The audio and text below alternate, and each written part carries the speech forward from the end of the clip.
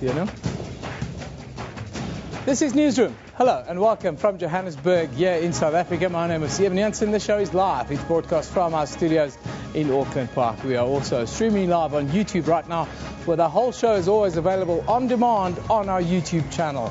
Matric results are uppermost in everyone's minds after the 2014 results were announced by the Minister of Basic Education last night. We also look at the ANC's birthday celebrations that's set for the Western Cape this entire week. And we look at the massive drop in the fuel price that's on the cards this week. We ask the question if the retail sector will adjust their pricing as well. Somehow we don't think so, but we'll talk about that a little bit later. First, though, the day's news with Katrine Miller.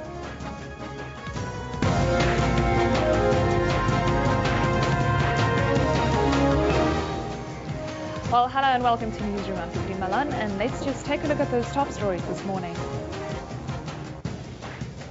President Jacob Zuma has congratulated all the learners who wrote the 2014 National Senior Certificate examinations. Basic Education Minister Angie Motshekga has defended the new CAPS curriculum, saying that in the long run it will outlive our generation of leaders and managers. There have long been fears that the pass rate would drop because of the new curriculum that was written at matric level for the first time. The curriculum came with a number of changes, resulting in warning that some papers would be more difficult. The 2014 matric pass rate is 75.8%, a decrease of 2.4%. We would wish that they take advantage of the supplementary exams, and those that have failed must repeat. So 12 years is a long time in a system. So the 2%, it's a human beings, it's a number of learners who would have failed. So it's quite disappointing to have more failing. Gauteng's matrics were the country's top performers in 2014. Gauteng achieved 84.7% pass rate, a 2.3 percentage point fall from last year's 87%. The worst performing province was the Eastern Cape with a pass rate of 65.4%. The second worst performer was KwaZulu-Natal with a pass rate of 69.7%. Matric students are meanwhile urged to take advantage of the SABC's Matric Results SMS system by registering to receive the results via SMS. Pupils can register by SMSing their ID numbers followed by the exam number to 35658 or *120*35658#. The mobile service is a partnership with the Department of Basic Education and SABC Education. On to other news. A manhunt is underway in KwaZulu-Natal for 4 men suspected of killing a Midlands farmer. 69-year-old farmer Malcolm Green was shot and killed at his Escort home yesterday. The KwaZulu-Natal Agricultural Union has meanwhile voiced its concern over the spate of farm attacks in the province. According to the union, 5 farmers have been killed and 25 wounded in recent attacks on their farms in the province. We are very vulnerable. All farmers are vulnerable. We have dogs, we have a guard, but they pepper sprayed the dogs, we think. A case of murder as well as a house robbery was then opened because after the attack, it is alleged that the suspect fled the scene using the victim's vehicle, as well as they also took some items from the house. And the Cape Town Minstrel Carnival Association will hold a meeting with its team captains today to discuss how to proceed with the traditional annual parade. The event, which traditionally takes place on the 2nd of January, has been postponed twice for religious and logistical reasons. According to the association, the parade will not be held this weekend due to the ANC's anniversary celebrations at Cape Town Stadium. ANC Secretary General Gwede Mantashe has accused the DA of trying to undermine the ANC's event by wanting to hold the minstrel parade on Saturday. But Cape Town Mayor Patricia de Lille says the cancellation was not communicated to them formally by the association. Now, we will be discussing all of those top stories in our show today. Meanwhile, you can also read about them on our Facebook page. Then also keep up to date with our journalists all over the country on Twitter at SABC Newsroom. Evan, over to you. Thanks very much, Katrine. The excited class of 2014 waited into the early hours of this morning to catch a glimpse of their examination numbers in various newspapers around the country. Triumphant screams and celebrations echoed across street corners and petrol stations. Many expressed their joy at passing their matric exams. The sweet fruits of a 12-year journey.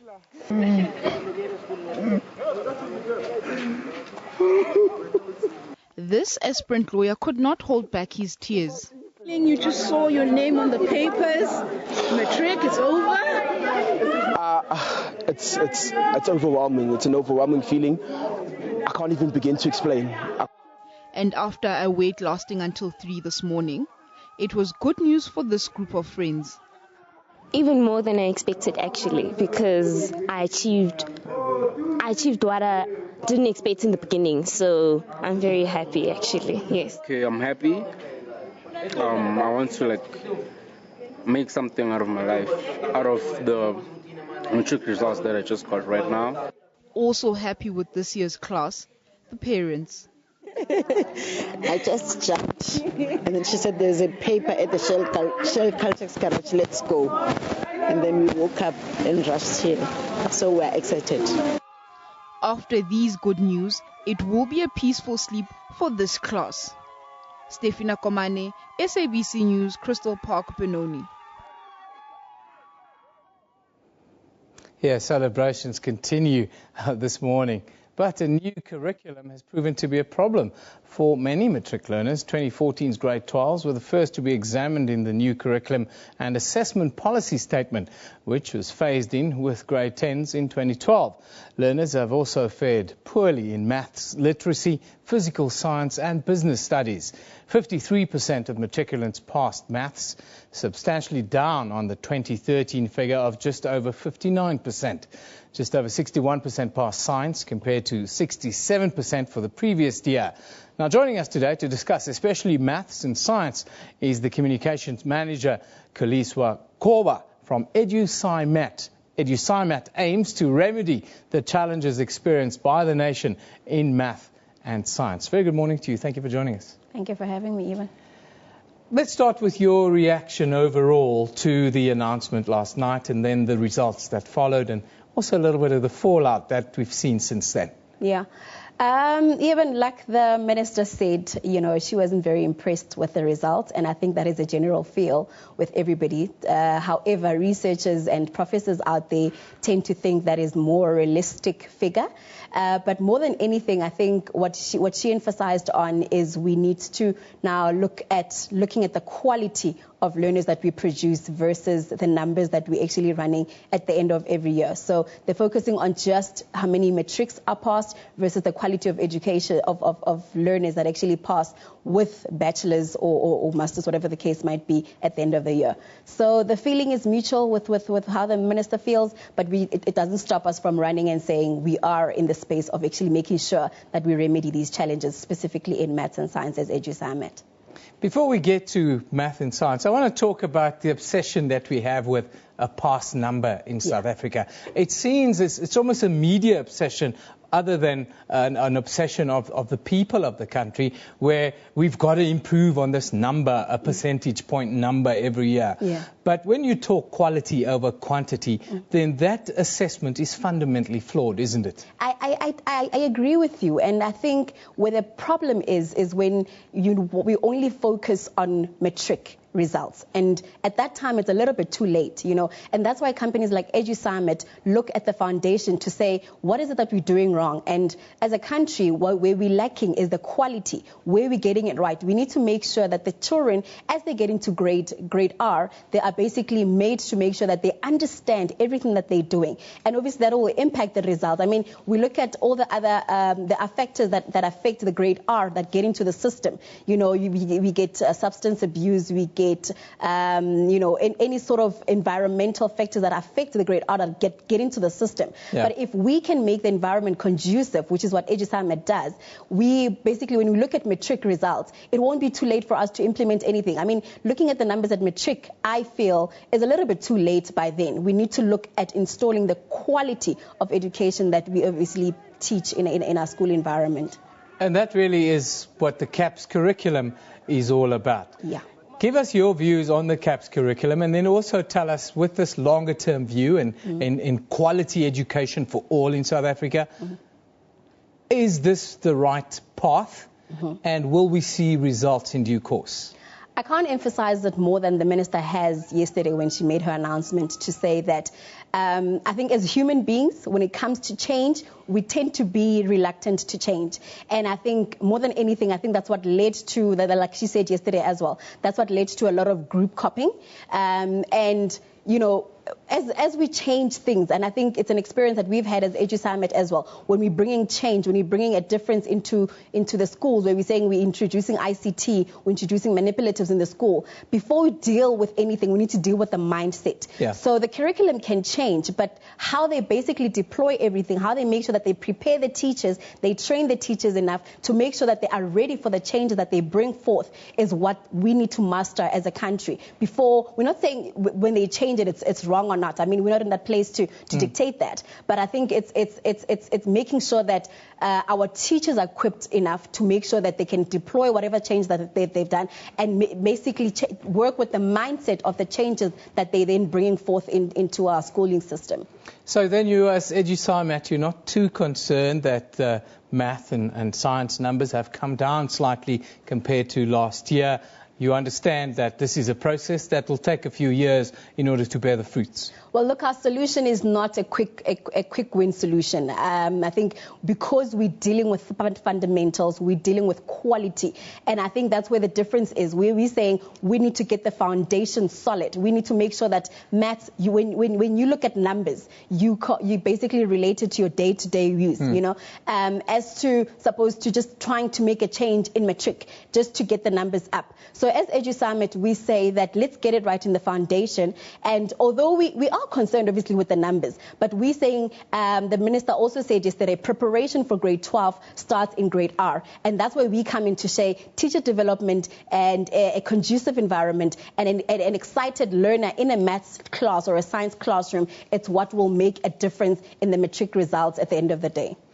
Well, Kaliso, thank you very much for joining us today. Edu Summit Communications Manager Kaliso Korba giving us, well, the good news. It's a longer-term view that we should have, and we shouldn't be obsessed about matric results, which we seem to be in South Africa. Yeah, definitely. Yeah. Thank you very much again for joining us. Let's take a quick look before we continue with our discussion, on matric results, as we continue our obsession here in South Africa with the number of matrics that pass. But let's have a look at some of the tweets here. A lot of excited matriculants out there. Sabelo van Gaal, obviously I think a Man United supporter it seems. Congratulations to me. I passed my matric. Hashtag matric results. Yes, Sabelo, we are very happy that you did.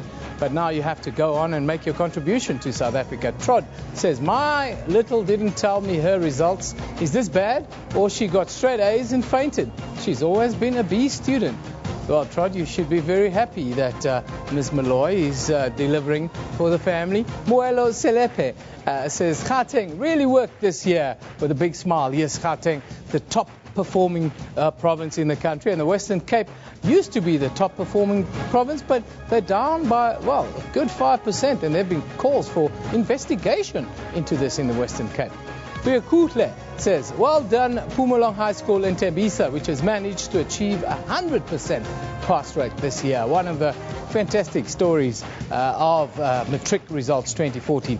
David Seleka Jr. says, on such a day, we normally forget to give credit to the teachers. Matric results, matric 2014, well done educators, let's do it again. Yes, well done to the educators. Let's hope there are less strikes this year going forward. Boiti says, with God's grace, I made it with an A, matric 2014. Very well done, Boiti Mello, the second she calls herself. Looks like she's passed with an A. That's the good news. Now, results for the Independent Examinations Board were released last week, and the 2014 pass rate was a staggering 98.38%. Comparable to last year's pass rate, it's a little bit down from the 98.56 percentage points in 2013. 85.45% obtained a pass good enough for entering tertiary studies, while 11.56% compared to 2013 qualified for entry to diploma studies.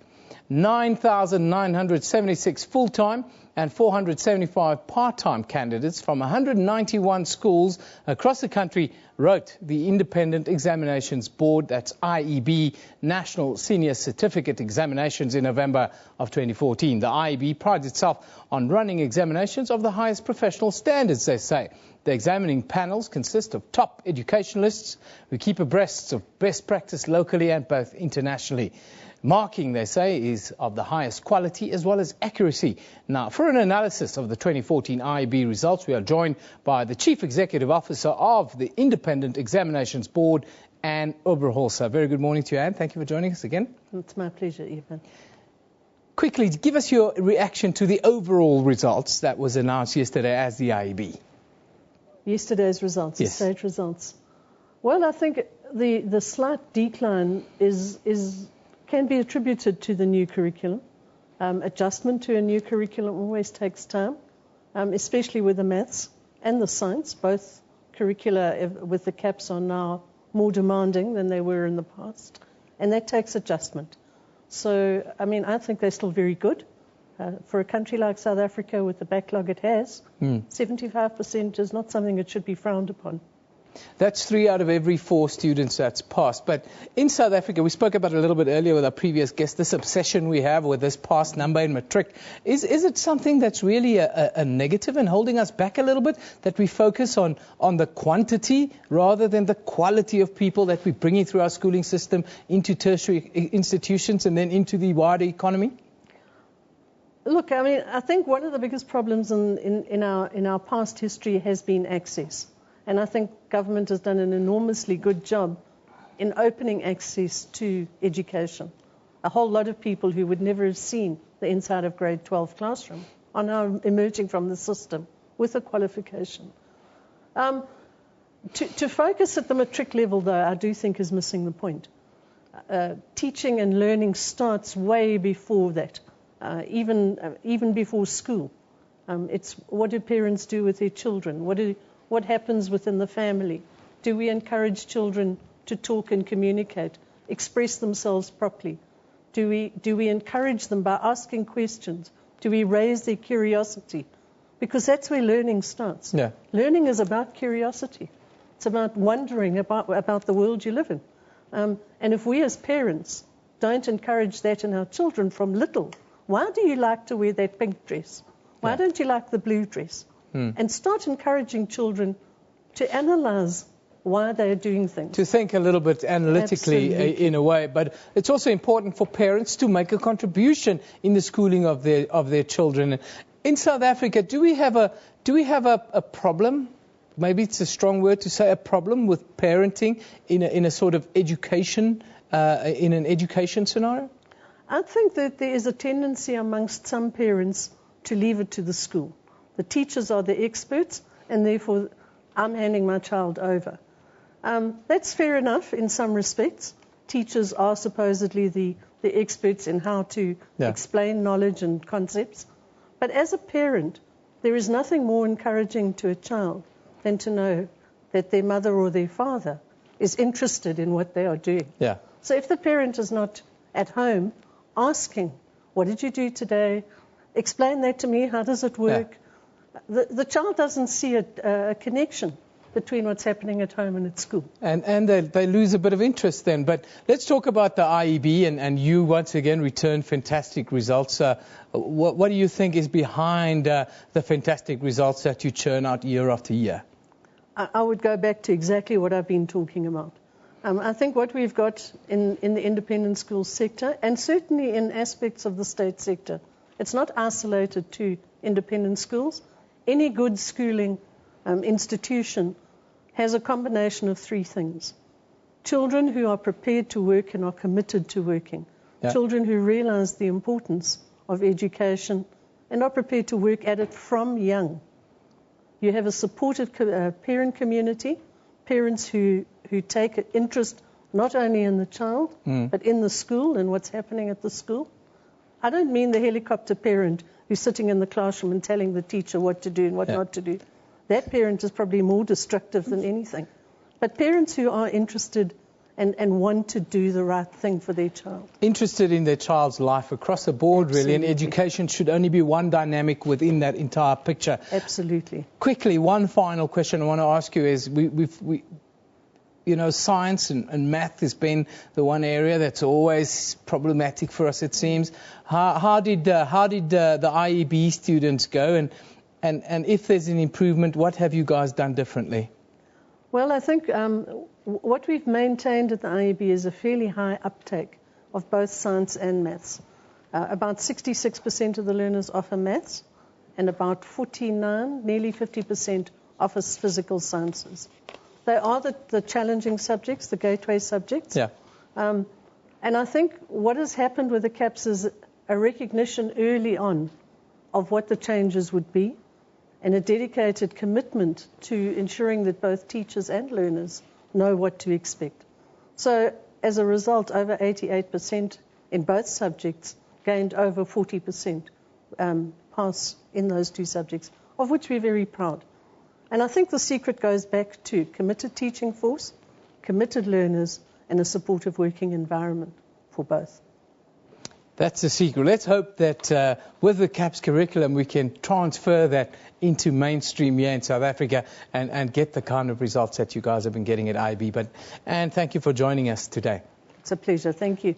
That, of course, is Anne Oberholzer, who is the Chief Executive Officer of the IEB here in South Africa. Let's now take a look at the front pages from around the globe. Of course, news never sleeps in the United States. The Financial Times is reporting there that the S&P 500 had its worst day in almost 3 months yesterday, with energy shares leading the decline as global economic concerns were compounded by swooning oil prices. Then in the United Kingdom, the Times is looking at the extraordinary defense the Duchess of York has launched for her former husband, Prince Andrew, describing him as the greatest man there is. This after the Duke of York was accused of having sex with an underage girl. We stay in the United Kingdom. The Daily Mirror there is looking at that same story, which is called the Royal Sex Slave Crisis. Very interesting what's happening elsewhere. We always think our problems are bigger, but they're not. Before we go to an ad break, let's have a look at what is happening across South Africa today. Here in Johannesburg, the General Secretary of the South African Communist Party, Blade Nzimande, is expected to speak at the 20th anniversary commemoration of Joe Slovo's death at the Avalon Cemetery in Soweto. Then in Kimberley, members of the National Union of Mine Workers are expected to picket outside AfriSam's mines offices today. We go down south in the mother city. The third test, of course, between South Africa and the West Indies continues, and it will be an exciting finish. And in a bit of soccer news, South Africa will depart for Gabon today. That's for their pre-AFCON camp. Of course, the AFCON tournament starts a little bit later this month. And hopefully, South Africa will do us proud there this time around. Time for us to take a short break. You're watching Newsroom on SABC News.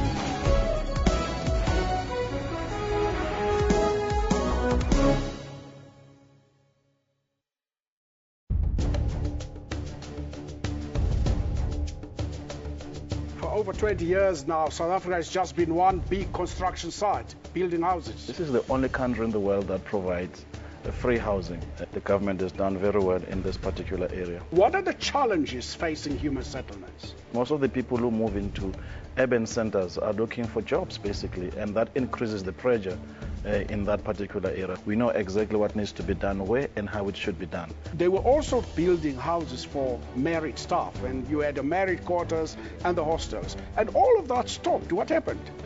Nothing has stopped, Mr. Mateza. We cannot solve the housing problems on our own in this country. We cannot wait for government as well. It's a joint venture, if I were to put it like that, between the public sector and the private sector, particularly in the area of mines. That's Rights and Recourse, Sundays 2 p.m. on SABC News.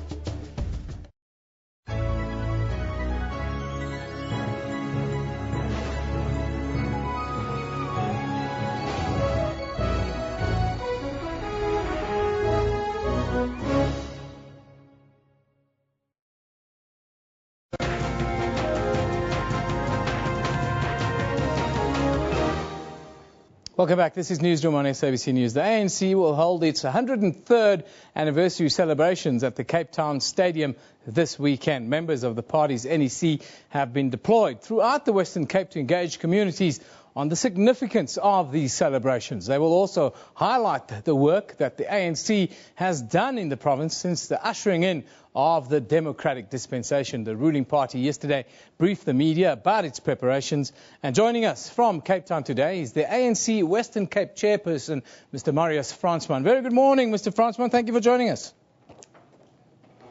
Good morning, Eben, and good morning, viewers. So, Fransman, just quickly, the press conference was held yesterday. Just give us what was announced and what can we expect, not just on Saturday, but the rest of the week in the Cape.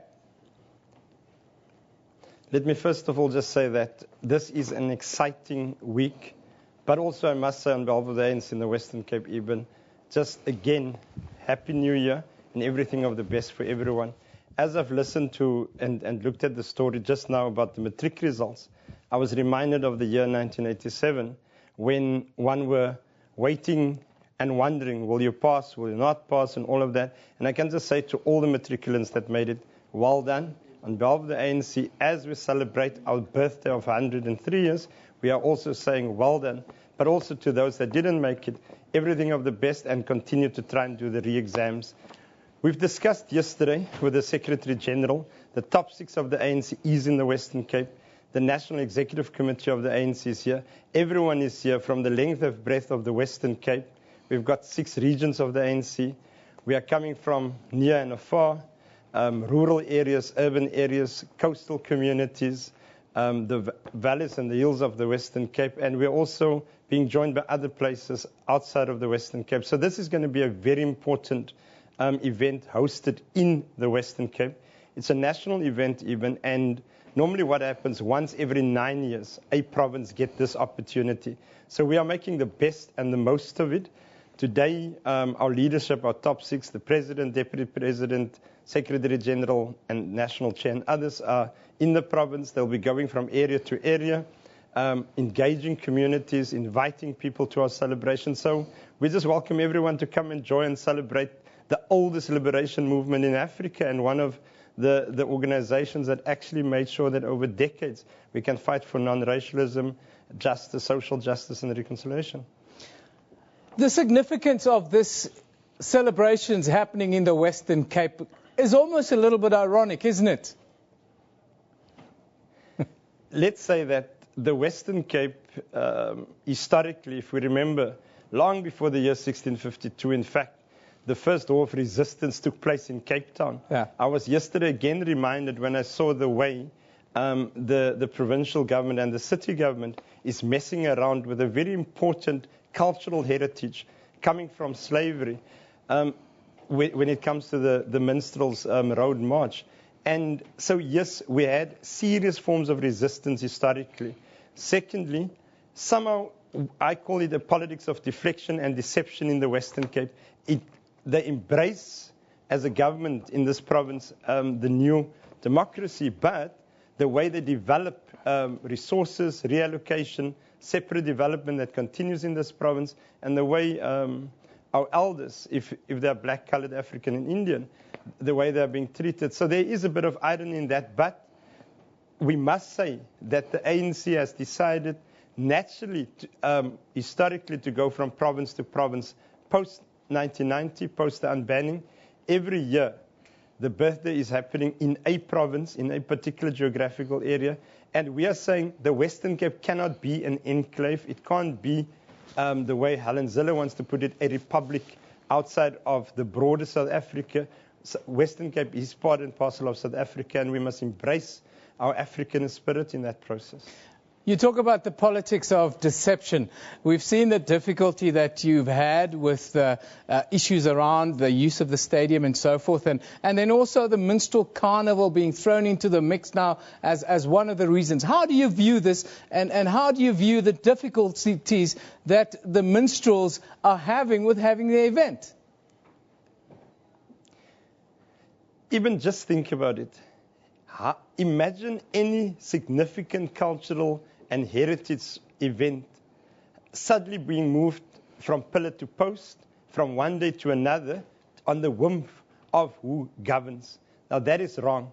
In fact, we've said nationally, we must make sure that we declare the heritage route and the minstrels as a heritage. We must declare it a national responsibility because they're being played around. And I think there's an impression being created that these are people that just don't know what they were doing. So they're good enough when it's voting time for the Democratic Alliance, but when their culture needs to be portrayed, then there is a problem.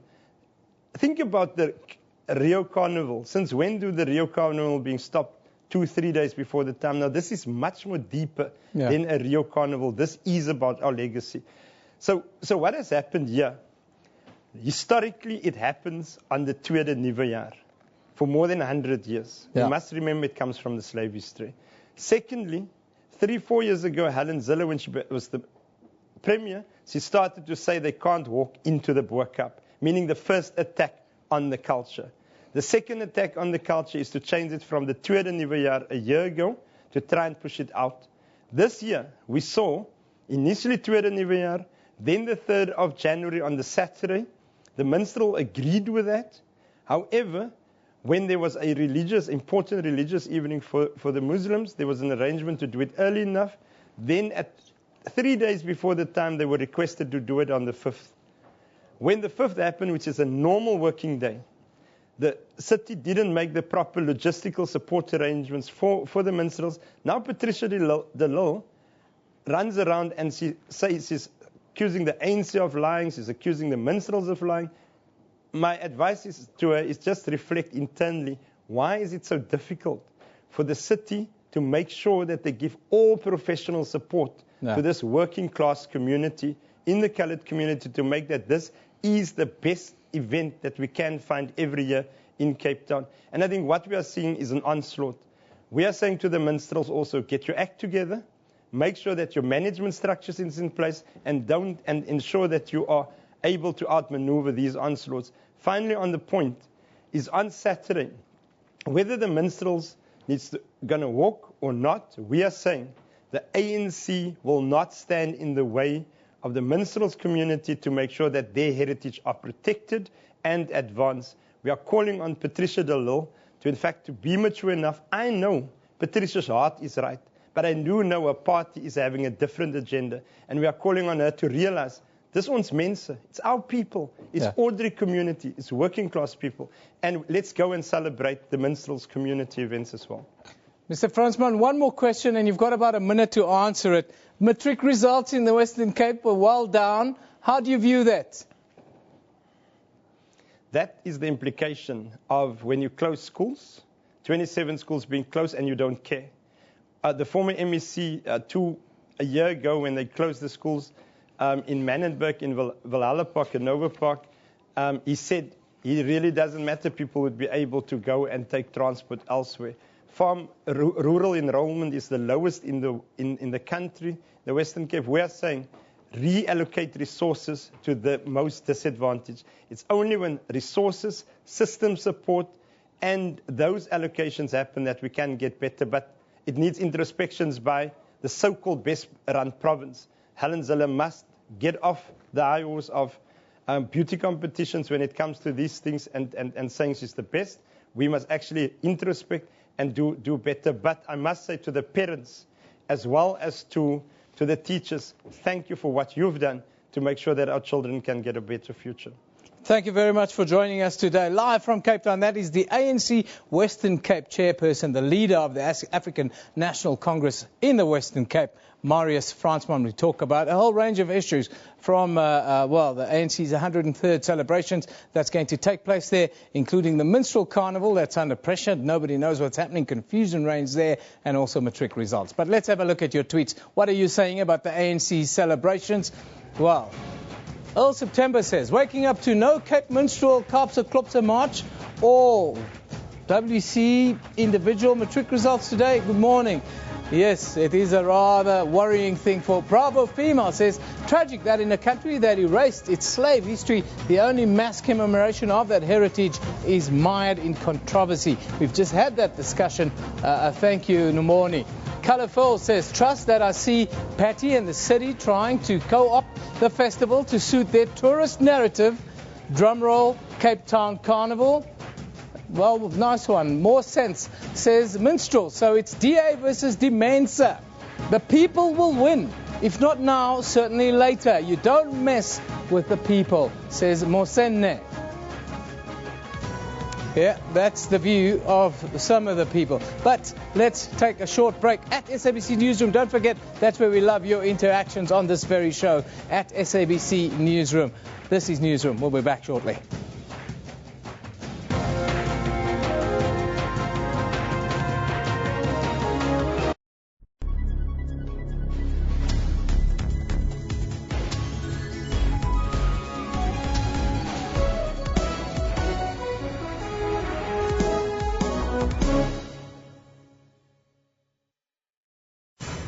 We kick off this week's show by seeing how Kenyans are paying tribute to the victims, as well as not only how they've coped, but how they returned stronger after the attacks. Last year, images of the 4-day Westgate Mall attack saturated front pages. In the Democratic Republic of Congo, artists have assembled to celebrate the peace this war-torn country has not had in a long time. No conflict that can't be solved without a conversation.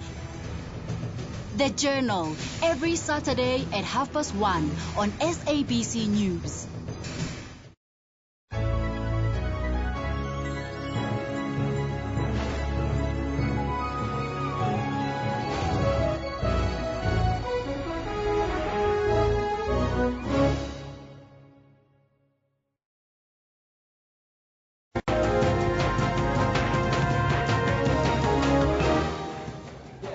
Hello and welcome back to Newsroom on SABC News. Let's just take a look at the top stories this morning.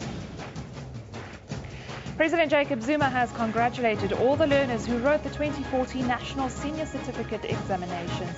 Basic Education Minister Angie Motshekga has defended the new CAPS curriculum, saying that in the long run it will outlive our generation of leaders and managers. There have long been fears that the pass rate would drop because of the new curriculum that was written at matric level for the first time. The curriculum came with a number of changes, resulting in warning that some papers would be more difficult. The 2014 matric pass rate is 75.8%, a decrease of 2.4%.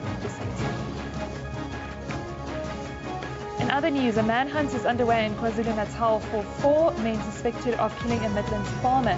69-year-old farmer Malcolm Green was shot and killed at his Escort home yesterday. The KwaZulu-Natal Agricultural Union has meanwhile voiced its concern over the spate of farm attacks in the province. According to the union, the five farmers have been killed and 25 wounded in recent attacks on their farms in the province. And the Cape Town Minstrel Carnival Association will hold a meeting with its team captains today to discuss how to proceed with the traditional annual parade. The event, which traditionally takes place on the 2nd of January, has been postponed twice for religious and logistical reasons. According to the association, the parade will not be held this weekend due to the ANC's anniversary celebrations at Cape Town Stadium. ANC Secretary General Gwede Mantashe has accused the DA of trying to undermine the ANC's event by wanting to hold the minstrel parade on Saturday. But Cape Town Mayor Patricia de Lille says the cancellation was not communicated to them formally by the association. Well, all those top stories and more are all available on our Newsroom Facebook page. You can then also keep up to date and follow us on Twitter at SABC Newsroom. Evan, back to you. Thanks, Katrin. Kenya's President Uhuru Kenyatta has ordered an audit of all buildings in the capital following the collapse of an 8-story residential building that killed 2 people. 38 others were rescued from the rubble and 8 people are still missing. Officials have confirmed that this is the second deadly collapse in a month caused by bad construction. Last month, 8 people died when a building collapsed in Kaloleni, another lower income area of the capital, Nairobi. Now, for the latest, we are joined on the line by our East African correspondent, Sarah Kemani. Very good morning to you, Sarah. Good morning, Yeb, and compliments for the new year. Thank you very much. Same to you, Sarah. We're well into the new year already. It feels like we've been working for a week, even though it's just 2 days. But just give us a quick update on the latest. We understand that the rescue operation is still ongoing. Yes, it's still ongoing, and now the death toll stands at 4. Among those who died is a newborn baby, just 2 days old, together with her mother. They had actually just returned that night from hospital, and the sister to the late mother of the baby had just dropped them home and left when she received news that the building had actually come down. So we know now that 4 people are dead, 26 have been treated and discharged, but 8 families have reported that their loved ones are missing following the collapse of that building. Now, Sarah, we understand that the president has now ordered an audit of all buildings in Nairobi. Is that accurate, and why is that now? Well, he's ordered an audit of the buildings in Eastlands area of Nairobi. Eastlands is one of the most popular areas of Nairobi with low-income housing, takes in a lot of people. You know, buildings will go up to 8, 9, 10 story high, but most of them are built very fast. And without regard to most of the building laws and most of the bylaws of the councils, because landlords, want to cash in very fast and also make a quick buck. So yes, indeed, he has ordered that, and he has also asked that investigations are done into the collapse of the Huruma building. Now, the Architectural Society of Kenya estimates that more than half of the structures in Nairobi are not up to code. Who's responsible for monitoring that and other construction, that construction companies adhere to the basic laws and regulations there? Well, that Architectural Society of Kenya might actually be accurate, but it might go further than just Nairobi, because it's not only in Nairobi that we have seen buildings collapse. We have seen buildings collapse in the coastal town of Mombasa, in the Rift Valley town of Eldoret. It happens a lot. There is a National Construction Authority which is supposed to give letters and give approvals to various people who are in charge of buildings. But then when you go to the ground, there's also the county councils, the City Council of Nairobi, for example. The county government of Nairobi is supposed to have approved and sent people to the particular building that has collapsed and, have inspections done regularly. But what people do in most cases is that they will be able to give a little money to the inspector so that they don't come, or even if they come and they see problems, they overlook those problems. Of course, in effect, this is what happens. A lot of people lose their lives, a lot of people lose their properties, and buildings keep collapsing. Incidentally, this particular building, this is the second time it's collapsing. It collapsed sometime last year, and the person is said to have just kept quiet and again started rebuilding when everything was forgotten. Sarah, another issue in Kenya today is schools are supposed to be opening, but a teacher strike is looming. Just give us a quick update in 40 seconds or so. Well, the teacher strike has started in most public schools across the country. We expect that the teachers will continue. They're also going to be meeting the Labour Minister and the Minister for Education, but they are demanding 200% pay increment and also a revision of their allowances, which were revised downwards last year. Sarah, thank you very much for that update. That is our East African correspondent, Sarah Kamani, coming to us live from Nairobi in Kenya. Now, we're going to conclude on a high note, I think, this year. The year has kicked off on a good note for all of us cash-strapped consumers. The continued drop in the price of crude oil will tomorrow lead to a huge decrease in fuel prices, but will South Africa's retail sector take note of this reduction? Somehow I personally don't think so, but that's my opinion. To talk to us about this and about the economic prospects for 2015, well, we are joined in studio by Lesiba Motata, who is the head of market and economic research at Investment Solutions. Good morning. Hi, Evan. Compliments of the new year. Compliments to you too. You haven't over-celebrated. It's nice to see you back on the horse so early in the year. Exactly, yeah. All in one piece. The price of petrol is expected to come down somewhere around 123 to 127 rand per litre. Yeah. Are we going to see this for a little while? Yeah, so it's really a function of what had happened with the oil price. If you think back around mid-year last year, it was sitting over 100 barrels. And really put pressure on the consumers at that time. And now it's actually at 53, which tells you that there's been a huge reduction there. Well, what is, however, not a good thing is that the rand has been weak. Yeah. While we're seeing oil come down and we're having some benefits here, it could have been much more if we had a stronger currency. Because it's so weak, it's offsetting the benefit that we can see from the oil price. What does this decrease mean, though, for business owners and the economy at large? What benefits are we going to see? Yeah, so low oil prices are actually they're twofold contributors. In the first one being that of growth. If you get costs that are lower, you potentially have a better growth outcome, not only in South Africa but in all emerging markets, and that of inflation. Inflation was hovering around 6%, 5.9. It's likely to come down this year as a matter of fact, and that will mean interest rates will be lower, and that will be good for the consumer. Yeah, it probably means we're going to borrow more money, but that's not what we want to do. Yeah. Just tell us about, you've mentioned $53 is where it's sitting now. It's come down. It's almost halved in the last year, the price of crude. Do you think, and this is the question that we get on Twitter, do you think that food prices are going to come down even slightly in the next month, 2 months, or so forth? Yeah, food prices, if you look at that, we had good rains. Remember, food prices are a function of the actual rainfall. Yeah. We had good rains in the last few months throughout the country, including Bloemfontein, where most maize is produced. And what you're finding is that commodities globally are also falling because of a strong dollar. Yeah. And so if you add a strong dollar, you get which will contribute to lower maize prices. You get crops that are the harvest is likely to be higher. That should be very good for food prices going forward. International food prices are also lower. And transportation costs should come down. They always put you have to pay more because the price of oil's gone up, but we never feel it when it comes down. I don't get it. Yeah. I'm not going to go any further. Let's look forward to the next year, 2014. Right.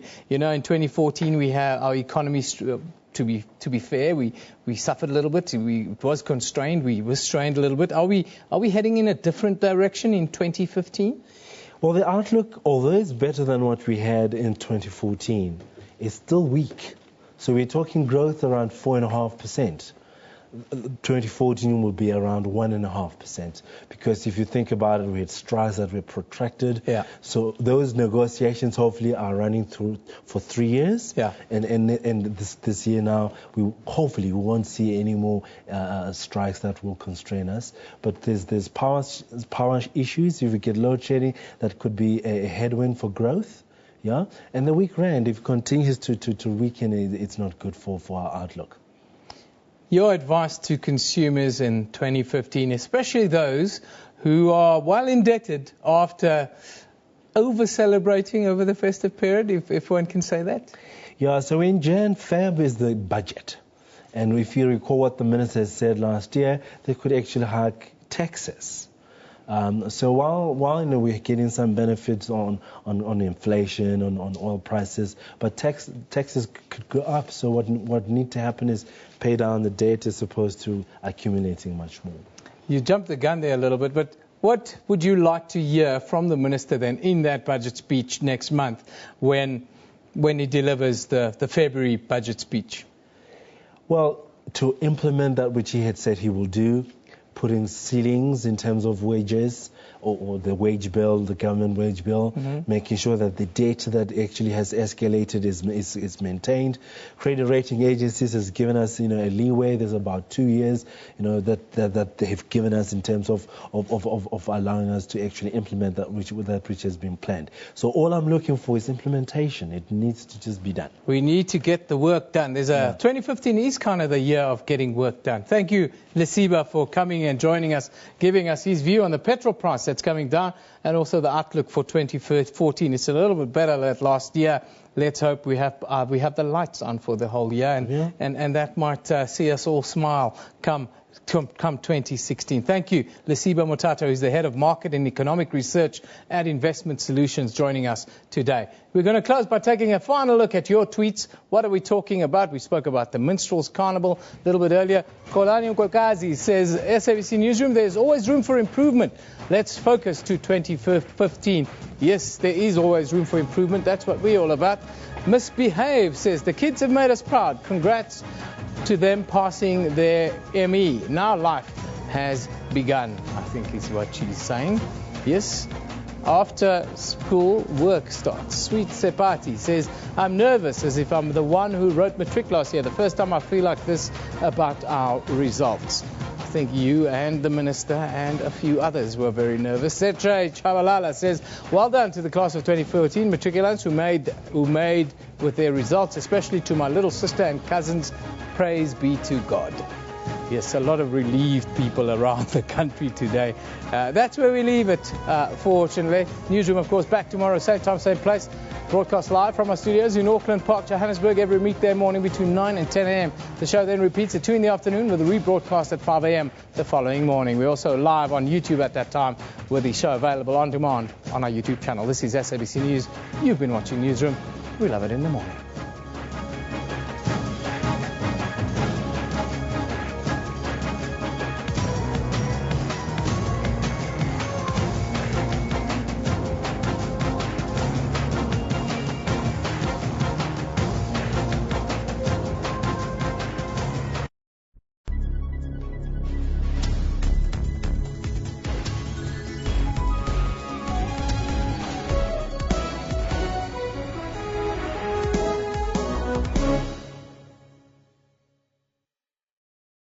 Hello and welcome to your world on SABC News Channel 404. I'm Tabile Ngwato. And I'm Lulu Gabu. President Uhuru Kenyatta says he will attend the state's